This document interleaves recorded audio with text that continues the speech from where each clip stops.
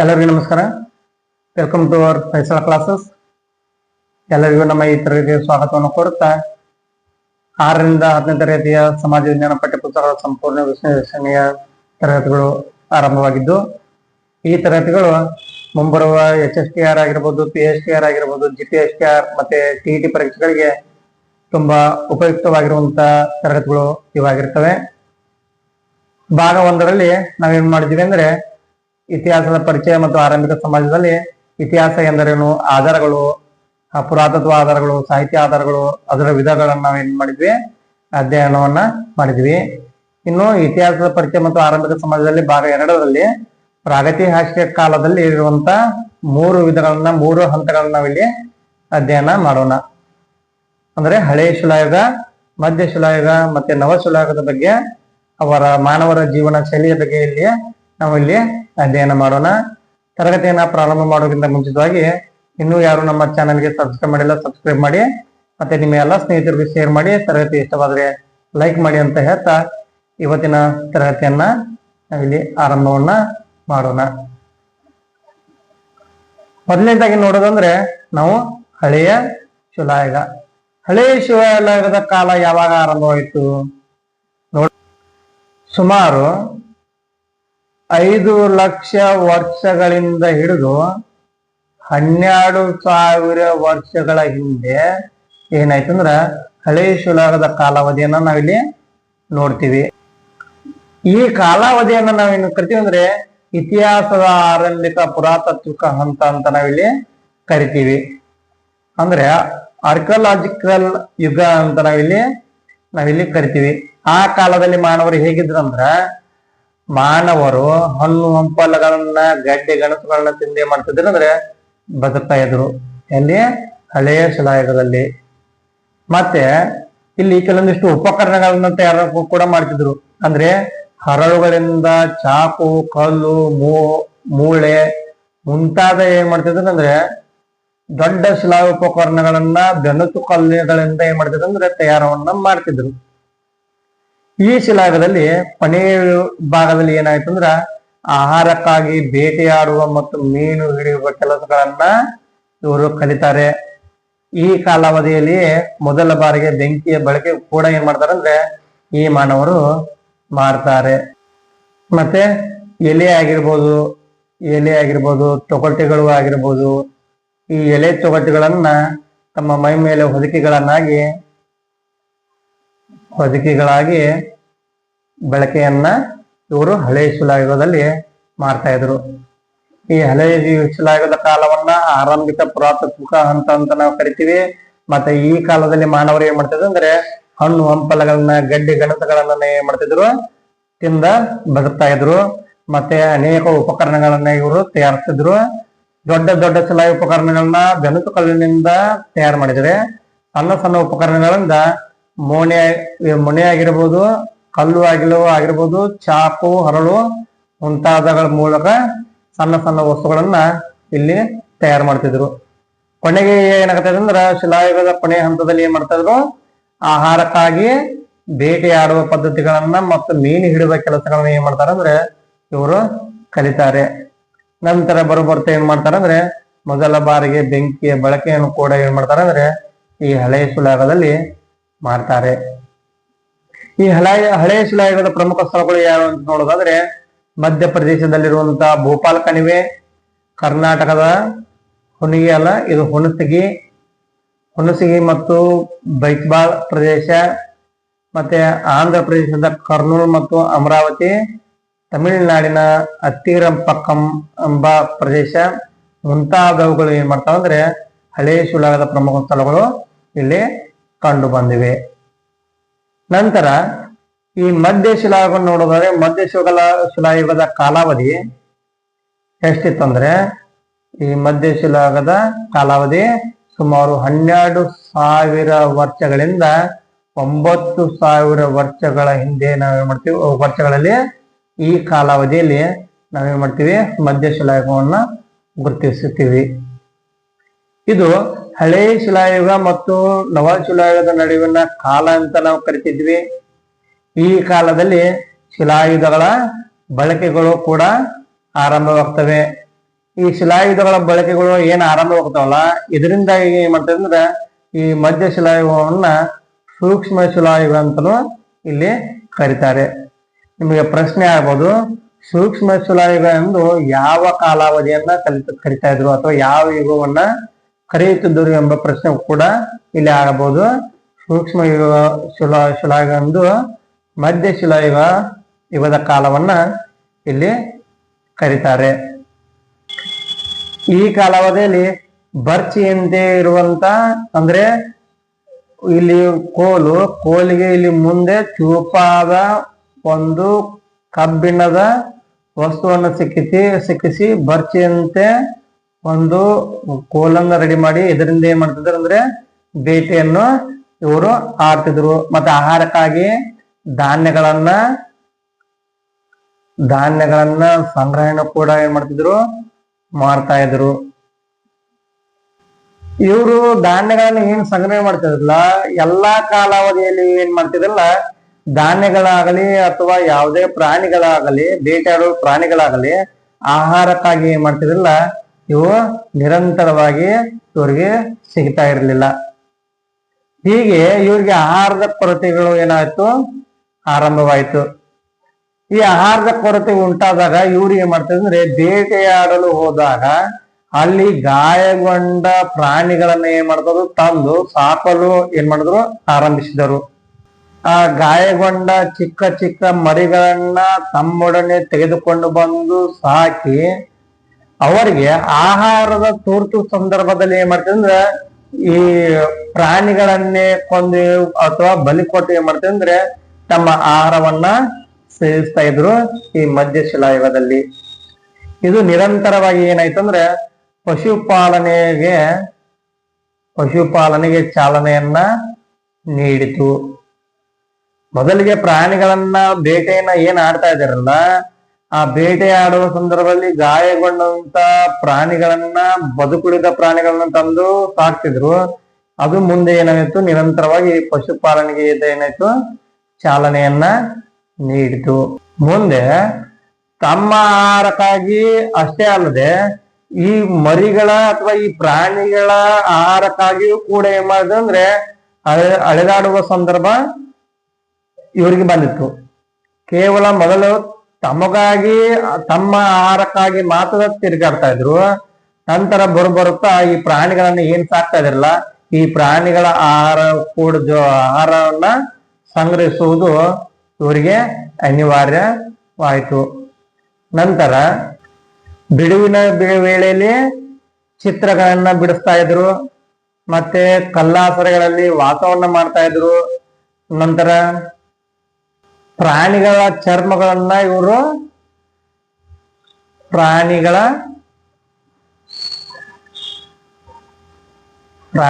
ಚರ್ಮವನ್ನ ಇವರು ಏನ್ ಮಾಡ್ತಿದ್ರು, ಹೊದಿಕೆಯನ್ನಾಗಿ ಇವರು ಮಾಡಿಕೊಳ್ತಾ ಇದ್ರು. ಮತ್ತೆ ಬೆಂಕಿಯ ಪರಿಚಯ ಕೂಡ ಇವರಿಗೆ ಚೆನ್ನಾಗಿ ತಿಳಿದಿತ್ತು. ಬೆಂಕಿಯ ಪರಿಚಯ ಇತ್ತು ಯಾರಿಗೆ, ಈ ಮಧ್ಯ ಶಿಲಾಯುಗದ ಮಾನವರಿಗೆ. ಹಾಗಿದ್ರೆ ಈ ಮಧ್ಯ ಶಿಲಾಯುಗದ ಪ್ರಮುಖ ಸ್ಥಳಗಳು ಯಾವುವು ಅಂತ ನೋಡೋದಾದ್ರೆ, ಮಧ್ಯಪ್ರದೇಶದಲ್ಲಿರುವಂತಹ ಭೀಮ್ಬೆಟ್ಕ, ಮತ್ತೆ ಅಜಂಗಢ್, ಕರ್ನಾಟಕದ ಬ್ರಹ್ಮಗಿರಿ, ಕನಗನಹಳ್ಳಿ, ರಾಜಸ್ಥಾನದ ಬಾಗೂರ್ ಮತ್ತು ಗಣೇಶ್ವರ, ಬಂಗಾಳದ ಬಿರ್ಬನ್ಪುರ್, ಮತ್ತೆ ಆಂಧ್ರ ಪ್ರದೇಶದ ಪಾನ್ಪಸಾರಿ, ಉತ್ತರ ಪ್ರದೇಶದ ಸರಾಯ್ ನಹರ್ ರಾಯ್ ಮತ್ತು ಮಹದ ಮುಂತಾದ ಸ್ಥಳಗಳು ಏನ್ ಮಾಡ್ತಂದ್ರೆ ಮಧ್ಯ ಶಿಲಾಯುಗದ ಪ್ರಮುಖ ಸ್ಥಳಗಳಾಗಿದ್ದವು. ನಂತರ ನವಶಿಲಾಯುಗ. ಈ ನವಶಿಲಾಯುಗದ ಕಾಲಾವಧಿಯನ್ನು ನೋಡೋದಾದ್ರೆ ಸುಮಾರು 9,000 ವರ್ಷಗಳಿಂದ 5,000 ವರ್ಷಗಳ ನಡುವಿನ ಕಾಲಾವಧಿಯನ್ನ ನಾವಿಲ್ಲಿ ನವಶಿಲಾಯುಗ ಅಂತ ಕರಿತಾ ಇದ್ವಿ. ಈ ನವಶಿಲಾಯುಗದಲ್ಲಿ ಮಾನವರು ಪಶುಪಾಲಕರಾಗಿ ಮುಂದುವರೆದರು. ಅವರಿಗೂ ಮತ್ತು ಪಶುಗಳಿಗೂ ಕೂಡ ಆಹಾರದ ಅಭಾವ ಏನಾಗ್ತತಿ, ಮುಂದೆ ಬರ್ತಾ ಸೃಷ್ಟಿ ಆಗ್ತಿತ್ತು. ಅದರಿಂದ ಏನ್ ಮಾಡ್ತಿದ್ರೆ ಆಹಾರಕ್ಕಾಗಿ ಎಳೆದಾಡ್ತಾ ಇದ್ರು, ಮತ್ತೆ ಬೇಟೆಯನ್ನ ಮಾಡ್ತಾ ಇದ್ರು. ನವಶಿಲಾಯುಗದ ಆಹಾರ ಉತ್ಪಾದನೆಗೆ ಮತ್ತೆ ಮುಂದೆ ಹೋಗ್ತಾರೆ. ನದಿ ತೀರದಲ್ಲಿ ಫಲವತ್ತಾದ ಮಣ್ಣುಗಳಲ್ಲಿ ಏನ್ ಮಾಡ್ತಾರೆ ಅಂದ್ರೆ ಕೃಷಿಯನ್ನು ಕೂಡ ಏನ್ ಮಾಡ್ತಾರೆ ಅಂದ್ರೆ ಆರಂಭ ಮಾಡಲು ಆರಂಭಿಸಿದರು. ನಂತರ ಭಾರತದ ಉಪಖಂಡಗಳಲ್ಲಿ ಕೃಷಿಯ ಆರಂಭಿಕ ಕುರುಹುಗಳು ಎಲ್ಲಿ ಸಿಗ್ತಾವಂದ್ರೆ ಪಾಕಿಸ್ತಾನದ ಮೆಹರ್ಗರ್ನಲ್ಲಿ ಕಂಡು ಬರ್ತವೆ. ಭಾರತದ ಉಪಖಂಡದಲ್ಲಿ ಕೃಷಿಯ ಆರಂಭಿಕ ಕುರುಹುಗಳು ಎಲ್ಲಿ ಸಿಗ್ತವೆ? ಪಾಕಿಸ್ತಾನದ ಮೆಹರ್ಗರ್ನಲ್ಲಿ ನಮಗೆ ಕಂಡು ಬರ್ತವೆ. ಮತ್ತೆ ಕಾಶ್ಮೀರದ ಬುರ್ಜ್ ಹೋಮ್ ಪ್ರದೇಶದ ಜನರು ನೆಲದೊಳಗೆ ಗುಹೆಗಳನ್ನ ನಿರ್ಮಿಸಿಕೊಂಡಿದ್ದರು ಎಂಬ ಮಾಹಿತಿಗಳು ಇಲ್ಲಿ ನಮಗೆ ಸಿಗ್ತವೆ. ಕಾಶ್ಮೀರದ ಬುರ್ಜ್ ಹೋಮ್ ಪ್ರದೇಶದ ಜನರು ನೆಲದೊಳಗೆ ಗುಹೆಗಳನ್ನ ನಿರ್ಮಿಸಿಕೊಂಡಿದ್ದರು. ಕಲ್ಲಿನ ಆಯುಧಗಳನ್ನ ಚೆನ್ನಾಗಿ ಉಜ್ಜಿಸಿ ನಯಗೊಳಿಸಿ ಬಳಸ್ತಾ ಇದ್ರು. ಬಳ್ಳಾರಿ ಸಮೀಪದ ಸಂಗನಕಲ್ಲು ಈ ರೀತಿಯ ಆಯುಧ ಉತ್ಪಾದನೆಗೆ ನೆಲೆಯಾಗಿತ್ತು. ಅಂದ್ರೆ ಕಲ್ಲಿನ ಆಯುಧಗಳನ್ನ ಇವರು ಬಳಸ್ತಾ ಇದ್ರು. ಹಾಗಿದ್ರೆ ನವಶಿಲಾಯುಗದ ಪ್ರಮುಖ ಪ್ರದೇಶಗಳು ಯಾವುವು ಅಂತ ನೋಡೋದಾದ್ರೆ ಕರ್ನಾಟಕದ ಬನವಳ್ಳಿ, ಬ್ರಹ್ಮಗಿರಿ, ಬೂದಿಹಾಳ, ಹಳ್ಳೂರು, ಪಿಕ್ಲಿಹಾಳ, ಟಿ ನರಸೀಪುರ, ಪುತ್ನೂರು ಮತ್ತೆ ಬಿಹಾರದ ಚಿರಾಂಡ್ ಎಂಬ ಪ್ರದೇಶಗಳು ನವಶಿಲಾಯುಗದ ಪ್ರಮುಖ ಪ್ರದೇಶಗಳು ಆಗಿದ್ದವು. ಇಲ್ಲಿ ಭಾರತದ ನೆಲೆಗಳನ್ನ ಇಲ್ಲಿ ನಕ್ಷೆಯಲ್ಲಿ ನೋಡೋದಾದ್ರೆ ಈ ಬುರ್ಜ್ ಹೋಮ್, ಮೆಹರ್ಗರ್, ಗಣೇಶ್ವರ್, ಬಾಬೋರ್ ಇಲ್ಲಿ ಕೆಂಪು ಬಣ್ಣದಿಂದ ಗುರುತು ಹಾಕಿರುವಂತ ಪ್ರದೇಶಗಳು ಮಧ್ಯಶಿಲಾಯುಗಕ್ಕೆ ಸಂಬಂಧಪಡ್ತವೆ. ಅದೇ ರೀತಿಯಾಗಿ ಹಸಿರು ಬಣ್ಣದ ಗುರುತುಗಳು ನವಶಿಲಾಯುಗಕ್ಕೆ ಮತ್ತು ಉಳಿದ ಬಣ್ಣದ ಗುರುತುಗಳು ಹಳೆಯ ಶಿಲಾಯುಗಕ್ಕೆ ಸಂಬಂಧಪಡ್ತವೆ. ಇಲ್ಲಿ ಕನಗನಹಳ್ಳಿ ಆಗಿರ್ಬೋದು, ಹುಣಸಗಿ, ಬೈಚವಾಳ, ಅಮರಾವತಿ, ಅತ್ತಿರಂಪಕ್ಕಮ್ಮ ಮತ್ತೆ ಟಿ ನರಸೀಪುರ, ಬನಹಳ್ಳಿ, ಬ್ರಹ್ಮಗಿರಿ, ಇಲ್ಲಿ ಚಿರಾಂಡ, ಇಲ್ಲಿ ಮಹದ ಮತ್ತೆ ಬಿಂಬೆಟ್ಗ, ಅಜಂಗರ್ ಮುಂತಾದವುಗಳು ಇಲ್ಲಿ ಭಾರತದ ನಕಾಶೆಯಲ್ಲಿ ನೋಡಬಹುದು. ಲೋಹಯುಗವನ್ನು ನಾವು ನೋಡುವುದಾದ್ರೆ ನವಶಿಲಾಯುಗದ ಕೊನೆಯ ಕಾಲಕ್ಕೆ ಲೋಹಗಳ ಬಳಕೆ ಆರಂಭವಾಗಿತ್ತು. ಮಾನವನು ಬಳಸಿದಂತ ಮೊಟ್ಟ ಮೊದಲ ಲೋಹ ಯಾವ್ದು ಕೇಳಿದ್ರೆ ಅದು ತಾಮ್ರ. ತಾಮ್ರಕ್ಕೆ ತವರವನ್ನು ಸೇರಿಸ್ತಾರೆ. ತವರವನ್ನು ಸೇರಿಸಿ ಕಂಚು ಉತ್ಪಾದನೆ ಮಾಡುವುದನ್ನ ಕಲಿತಾರೆ. ತಾಮ್ರ ಏನಾಗ್ತೈತಿ ಅವಾಗ ಕಂಚು ಏನಾಗ್ತೈತಿ ತಾಮ್ರಕ್ಕಿಂತ ಗಡುಸಾದ ಒಂದು ತರಳುವಾಗಿ ಹೊರಹೊಮ್ಮತೈತಿ. ನೆಕ್ಸ್ಟ್ ತಾಮ್ರ ಮತ್ತು ಕಂಚಿನ ಯುಗವನ್ನ ನಾವು ಇಲ್ಲಿ ನೋಡೋದಾದ್ರೆ ಕೃಷಿ ಮತ್ತು ಪಶುಪಾಲನೆ ಏನಾಗೈತಿ ಪ್ರಧಾನವಾದ ಒಂದು ಉದ್ಯೋಗವಾಗಿತ್ತು. ಅಂದ್ರೆ ಏನಾಗಿತ್ತು ಅಂದ್ರೆ ಅಲ್ಲಿ ಕೃಷಿಯನ್ನ ಮಾಡ್ತಿದ್ರು, ಅದರ ಜೊತೆ ಪಶುಪಾಲನೆ ಕೂಡ ಮಾಡುತ್ತಾ ಹೋಗ್ತಿದ್ರು. ಚಕ್ರಗಳಿಂದ ಮಾಡಿದಂತ ಅಲಂಕೃತ ಮಡಿಕೆಗಳು ಏನಾಗ್ತಾವ ಇಲ್ಲಿ ಕಂಡು ಬರ್ತವೆ. ಅಂದ್ರೆ ಚಕ್ರದಲ್ಲಿ ಮಾಡಿದಂತ ಗಡಿಗೆ ಅಂದ್ರೆ ಮಡಿಕೆ ಆಗಿರ್ಬೋದು, ಕುಂಬಾರರು ಮಾಡಿರುವಂತ ವಿವಿಧ ವಸ್ತುಗಳು ಆಗಿರ್ಬೋದು, ಇಲ್ಲ ಏನಾಗ್ತಾವ ಕಂಡು ಬರ್ತಾ ಇದ್ವು.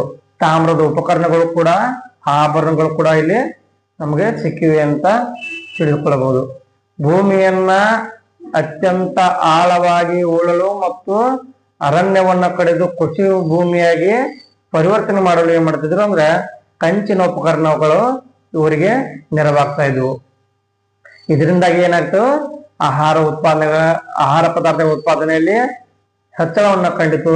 ಹೆಚ್ಚುವರಿ ಧಾನ್ಯಗಳನ್ನ ಅಗತ್ಯವಿರುವ ಪ್ರದೇಶಗಳಿಗೆ ಕಳುಹಿಸಿಕೊಡುವ ಮೂಲಕ ವ್ಯಾಪಾರ ವಹಿವಾಟವನ್ನು ಕೂಡ ಏನ್ ಮಾಡ್ತಾರ ಅಲ್ಲಿ ಆರಂಭ ಮಾಡ್ತಾರ. ಅತ್ಯಂತ ಭೂಮಿಯನ್ನ ಉಳುಮೆ ಮಾಡಲು ಏನ್ ಬಳಕೆ ಮಾಡಿದ್ರು ತಾಮ್ರದ ಉಪಕರಣಗಳು, ಕಂಚಿನ ಉಪಕರಣಗಳನ್ನ ಬಳಕೆಯನ್ನು ಮಾಡ್ತಾರ. ಇದರಿಂದಾಗಿ ಆಹಾರ ಉತ್ಪಾದನೆ ಹೆಚ್ಚಾಗ್ತತಿ. ಅದರಿಂದ ಏನಾಗ್ತತಿ ವ್ಯಾಪಾರ ಹೆಚ್ಚಿನ ಧಾನ್ಯಗಳನ್ನ ತಮಗೆ ಬೇಕಾದಷ್ಟು ಧಾನ್ಯಗಳನ್ನ ಇಟ್ಟುಕೊಂಡು ಹೆಚ್ಚಿನ ಧಾನ್ಯಗಳನ್ನ ಬೇರೆ ಕಡೆ ವ್ಯಾಪಾರ ವಹಿವಾಟುಗಳ ಆರಂಭವನ್ನ ಮಾಡ್ತಾರೆ. ಇದರಿಂದಾಗಿ ಪರಿಣಾಮವಾಗಿ ಏನಾಗ್ತತಿ ಅಂದ್ರ ವಾಯುವ್ಯ ಭಾರತದಲ್ಲಿ ಅಂದ್ರೆ ಸಿಂಧೂ ಪ್ರದೇಶದಲ್ಲಿ ಅದರ ಉಪನದಿಯ ಕೊಳ್ಳದಲ್ಲಿ ಏನಾಗುತ್ತೆ ಹರಪ್ಪ ನಾಗರಿಕತೆ ಅಂತ ಒಂದು ಬೃಹತ್ ಸಂಸ್ಕೃತಿ ಕಲೆಯ ಎತ್ತಲು ಇದು ಸಾಧ್ಯವಾಗ್ತತಿ. ಇದರಿಂದ ಇದನ್ನ ಏನಂತ ಕರೀತಾರಂದ್ರ ಮೊದಲ ನಗರೀಕರಣ ಎಂದು ಏನ್ ಮಾಡ್ತಾರಂದ್ರೆ ಇತಿಹಾಸಕಾರರು ಗುರುತಿಸ್ತಾರೆ. ಅಂದ್ರೆ ಕೃಷಿ ಮತ್ತು ಪಶುಪಾಲನೆ ಮಾಡುತ್ತಾ ಹೋದಂತ ಇವರು ಕ್ರಮೇಣವಾಗಿ ಭೂಮಿಯನ್ನು ಉಳಲು ಆರಂಭ ಮಾಡ್ತಾರೆ, ಆಹಾರ ಧಾನ್ಯಗಳನ್ನ ಉತ್ಪಾದನೆ ಮಾಡಲು ಆರಂಭ ಮಾಡ್ತಾರೆ. ಹೆಚ್ಚುವರಿ ತಮಗೆ ಬೇಕಾದಷ್ಟು ಧಾನ್ಯಗಳನ್ನ ಇಟ್ಟುಕೊಂಡು ಹೆಚ್ಚುವರಿ ಆಹಾರ ಧಾನ್ಯಗಳನ್ನ ಬೇರೆ ಬೇರೆ ಕಡೆ ಏನ್ ಮಾಡ್ತಾರೆ ಅಂದ್ರೆ ವ್ಯಾಪಾರ ಮಾಡಲು ಆರಂಭವನ್ನು ಮಾಡ್ತಾರೆ. ಇದರಿಂದ ಏನಾಗ್ತತಿ ಹರಪ್ಪ ನಾಗರಿಕತೆ ಅಂತ ಒಂದು ಸಂಸ್ಕೃತಿ ತಲೆ ಎತ್ತಲು ಸಾಧ್ಯ ಆಗ್ತತಿ. ಇದನ್ನ ನಾವೇನಾಗ್ತತಿ ಮೊದಲ ನಗರೀಕರಣ ತಂದು ಏನ್ ಮಾಡ್ತಾರೆ ಅಂದ್ರೆ ಇತಿಹಾಸಕಾರರು ಗುರುತಿಸ್ತಾರೆ. ದಕ್ಷಿಣ ಭಾರತದಲ್ಲಿ ತಾಮ್ರಕ್ಕೆ ಹೋಲಿಸಿದಾಗ ಕಂಚಿನ ಬಳಕೆ ಏನಾಗಿರಲಿಲ್ಲ, ಹೆಚ್ಚಾಗಿರ್ಲಿಲ್ಲ. ಅಂದ್ರೆ ತಾಮ್ರಕ್ಕಿಂತ ಕಂಚಿನ ಬಳಕೆ ಏನಾಗಿತ್ತು, ಕಡಿಮೆಯನ್ನ ಮಾಡ್ತಾ ಇದ್ರು. ಇಲ್ಲಿ ತಾಮ್ರ ಮತ್ತು ಕಂಚಿನ ಯುಗದಲ್ಲಿನ ಕೆಲವೊಂದಿಷ್ಟು ಕರ್ನಾಟಕದ ಪ್ರದೇಶಗಳು ಯಾವ್ಯಾವ ನೋಡೋದಾದ್ರೆ ಕರ್ನಾಟಕದ ಹಳ್ಳೂರು ಆಗಿರ್ಬೋದು, ಬನಹಳ್ಳಿ, ಬ್ರಹ್ಮಗಿರಿ ಮುಂತಾದ ಕಡೆಗಳಲ್ಲಿ ಏನ್ ಮಾಡ್ತಿದ್ರು, ಏನಾಗಿತ್ತು ತಾಮ್ರ ಮತ್ತು ಕಂಚಿನ ಯುಗದ ಆಧಾರಗಳು ಇಲ್ಲಿ ನಮಗೆ ಸಿಕ್ಕಿವೆ ಅಂತ ತಿಳಿದುಕೊಳ್ಳಬಹುದು. ಮುಂದೆ ಕಬ್ಬಿಣ ಯುಗವನ್ನು ನಾವು ನೋಡೋದಾದ್ರೆ ಕಬ್ಬಿಣ ಅತ್ಯಂತ ಒಂದು ಗಡಸಾದ ಲೋಹ ಅಂತ ನಾವಿಲ್ಲಿ ತಿಳಿದುಕೊಳ್ಳಬಹುದು. ದಕ್ಷಿಣ ಭಾರತದಲ್ಲಿ ತಾಮ್ರಕ್ಕಿಂತ ಮೊದಲೇ ಏನಾಗಿತ್ತು ಅಂದ್ರ ಕಬ್ಬಿಣ ಬಳಕೆಯಲ್ಲಿತ್ತು ಅಂತ ನಾವು ತಿಳಿದುಕೊಳ್ಳಬಹುದು. ಅಂದ್ರೆ ತಾಮ್ರ ಏನು ಬಳಕೆಯನ್ನು ಮಾಡಿದಿಲ್ಲ, ಅದಕ್ಕಿಂತ ಮೊದಲೇ ಏನಾಗ್ತಿತ್ತು ಅಂದ್ರೆ ಕಬ್ಬಿಣ ಬಳಕೆಯಲ್ಲಿತ್ತು. ಕಬ್ಬಿಣ ಸುಮಾರು 3500 ವರ್ಷಗಳ ಹಿಂದೆ ಏನಾಗಿತ್ತು ಅಂದ್ರೆ ದಕ್ಷಿಣ ಭಾರತದಲ್ಲಿ ಬಳಕೆಗೆ ಬಂದಿತ್ತು ಅಂತ ನಾವಿಲ್ಲಿ ತಿಳಿದುಕೊಳ್ಳಬಹುದು. ಈ ಕಾಲವನ್ನ ಬೃಹತ್ ಶಿಲಾ ಸಂಸ್ಕೃತಿಯ ಕಾಲವೆಂದು ಇಲ್ಲಿ ಕರೀತಾರೆ. ಕಬ್ಬಿಣದ ಆಯುಧಗಳು ಆಗಿರ್ಬೋದು, ಸಲಕರಣೆಗಳು ಆಗಿರ್ಬೋದು, ಕೃಷಿ ಮತ್ತು ಕರಕುಶಲ ಉತ್ಪಾದನೆಯಲ್ಲಿ ಇವೇನಾಗ್ತಾವು ಸಹಾಯವಾಗ್ತಾವು. ಉತ್ತರ ಭಾರತದಲ್ಲಿ ಕಬ್ಬಿಣ ಬಳಕೆ ತೀವ್ರಗೊಂಡಂತೆ ಅಂದ್ರೆ ಹೆಚ್ಚಾದಂತೆ ಕೃಷಿ ಚಟುವಟಿಕೆಗಳಲ್ಲಿ ಏನಾಗುತ್ತೆ ಅಂದ್ರ ಹೆಚ್ಚಳವಾಗುತ್ತಾ ಹೋಗ್ತದೆ. ಇದರಿಂದ ಹೆಚ್ಚುವರಿ ಉತ್ಪಾದನೆ ಬರ್ತತಿ. ಹೆಚ್ಚುವರಿ ಉತ್ಪಾದನೆಯನ್ನ ನಿಯಂತ್ರಿಸುವ ಒಂದು ವರ್ಗ ಪ್ರಭುತ್ವವಾಗಿ 2006 ವರ್ಷಗಳ ಹಿಂದೆ ಏನಾಗ್ತಾವು ಉದಯ ಆಗ್ತಾವು. ಅವುಗಳು ಏನಾಗ್ತಾವ ಅಂದ್ರೆ ಮುಂದೆ 2600 ವರ್ಷಗಳ ಹಿಂದೆ ಕೆಲವೊಂದಿಷ್ಟು ಗಣರಾಜ್ಯಗಳು ಉದಯ ಆಗ್ತಾವು. ನಂತರ ನಂದರು ಆಗಿರ್ಬೋದು, ಮೌರ್ಯರು ಆಗಿರ್ಬೋದು ಏನ್ ಮಾಡ್ತಾವು, ಮೌರ್ಯ ಸಾಮ್ರಾಜ್ಯಗಳು ಬರ್ತಾವು. ಕಬ್ಬಿಣ ಯುಗಕ್ಕೆ ಸೇರಿದ ಕೆಲವು ಕರ್ನಾಟಕದ ನೆಲೆಗಳನ್ನ ನಾವು ನೋಡೋದಾದ್ರೆ ಅಂದ್ರೆ ಕಬ್ಬಿಣ ಶಿಲಾಯುಗಕ್ಕೆ ಸೇರಿದಂತ ಕೆಲವೊಂದಿಷ್ಟು ಕರ್ನಾಟಕದ ಪ್ರದೇಶಗಳನ್ನು ನಾವು ನೋಡೋದಾದ್ರೆ ಬನಹಳ್ಳಿ ಆಗಿರ್ಬೋದು, ಹಿರೇಬೆಣಕಲ್ಲು, ಬ್ರಹ್ಮಗಿರಿ, ಕೊಪ್ಪ, ಹೆಗ್ಗಡೆಹಳ್ಳಿ, ಟಿ ನರಸೀಪುರ, ಹೆಮ್ಮಿಗೆ, ಹಳ್ಳೂರು, ಜಡಗಿನಹಳ್ಳಿ, ಸಾವನದುರ್ಗ, ಹುತ್ರಿದುರ್ಗ, ಪಾಂಡವರ ದಿನ್ನೆ ಮುಂತಾದ ಸ್ಥಳಗಳು ಏನಾಗ್ತಿದ್ವು ಅಂದ್ರೆ ಇಲ್ಲಿ ಕರ್ನಾಟಕದ ಪ್ರಮುಖ ನೆಲೆಗಳು. ಎಲ್ಲಿ ಅಂದ್ರೆ ಕಬ್ಬಿಣ ಯುಗದಲ್ಲಿನ ಪ್ರಮುಖ ನೆಲೆಗಳು ಅಂತ ನಾವಿಲ್ಲಿ ಗುರುತಿಸಬಹುದು. ಇದಿಷ್ಟು ಕಂಚಿನ ಯುಗ ಆಗಿರ್ಬೋದು, ತಾಮ್ರ ಯುಗ ಆಗಿರ್ಬೋದು, ಕಬ್ಬಿಣ ಯುಗ ಆಗಿರ್ಬೋದು. ಇಲ್ಲಿಗೆ ಇದು ಮೊದಲ ಅಧ್ಯಾಯವಾದಂತ ಇತಿಹಾಸದ ಪರಿಚಯ ಮತ್ತು ಆರಂಭಿಕ ಜೀವನ ಈ ಅಧ್ಯಾಯ ಇಲ್ಲಿಗೆ ಮುಕ್ತಾಯಗೊಳ್ಳುತ್ತದೆ. ನೆಕ್ಸ್ಟ್ ನಾವೇನ್ ಮಾಡೋಣ, ಮುಂದಿನ 2ನೇ ಅಧ್ಯಯನವನ್ನ ಮುಂದಿನ ತರಗತಿಯಲ್ಲಿ ನಾವು ಅಧ್ಯಯನ ಮಾಡುತ್ತಾ ಹೋಗೋಣ ಅಂತ ಹೇಳ್ತಾ, ತರಗತಿ ಇಷ್ಟವಾದ್ರೆ ಲೈಕ್ ಮತ್ತು ಸಬ್ಸ್ಕ್ರೈಬ್ ಮಾಡಿ, ನಿಮ್ಮ ಎಲ್ಲ ಫ್ರೆಂಡ್ಸ್ಗಳಿಗೆ ಶೇರ್ ಮಾಡಿ ಅಂತ ಹೇಳ್ತಾ ಎಲ್ಲರೂ ಚೆನ್ನಾಗಿ ಅಭ್ಯಾಸ ಮಾಡಿ. ಎಲ್ಲರಿಗೂ ಶುಭವಾಗಲಿ. ನಮಸ್ಕಾರಗಳು.